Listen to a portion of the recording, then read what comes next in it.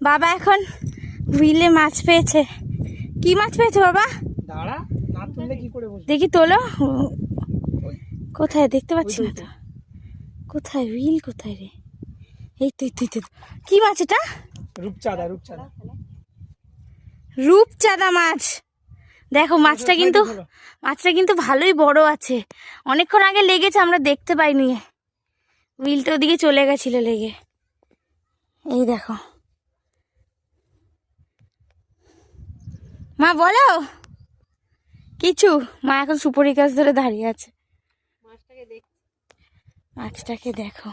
দড়ি যদি দাঁতে পড়তো না বাবা। দাঁত আছে বাবা এই মাছের? কলে এক সাইডে লেগেছে না। রূপচাঁদা মাছের কিন্তু খুব দাঁত আছে।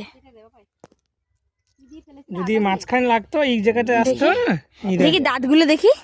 এই দেখো মাছের দাঁতটা দেখো। এটা সত্যি তো দাঁত আছে। এই সাইডে লাগলে বলি দাঁতটা একটু দেখা, দাঁতটা একটু দেখা।